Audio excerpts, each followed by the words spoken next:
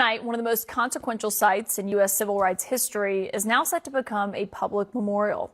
The Emmett Till Interpretive Center says that the legendary TV writer and producer Shonda Rhimes helped buy the Mississippi barn where Emmett Till was tortured and killed back in 1955. The barn has never been treated as a historic place, as hard as that is to believe.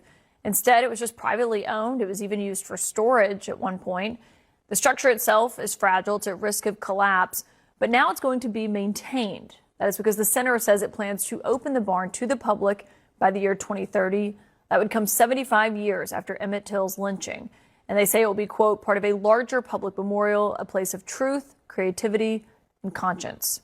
My source on this story is Wright Thompson, who investigated the site of Emmett Till's lynching for his book, The Barn, The Secret History of a Murder in Mississippi.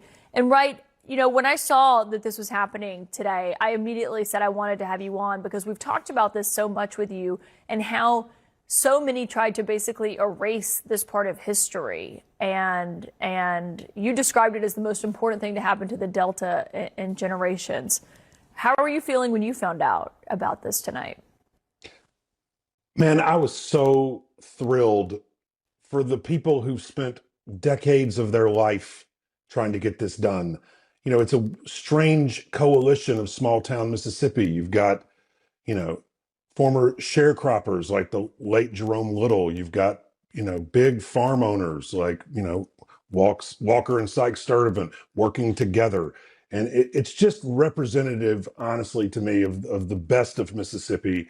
And I just was incredibly emotional for Reverend Willie Williams and Patrick Weems and Wheeler Parker and, you know, all these people who I got to know writing this book about their fight to save this thing. And so I don't know, I was oddly emotional about it. I don't think that's odd at all, especially, you know, as someone who's read the book and you read about how it was kind of just pushed aside or you know, not even well known to people who grew up there for so long. How did Shonda Rhimes get involved in this? She read a story that I wrote in the Atlantic magazine that became The Barn and was just moved to act. You know, I mean, I think they cold called the Interpretive Center and said, we'd like to save this.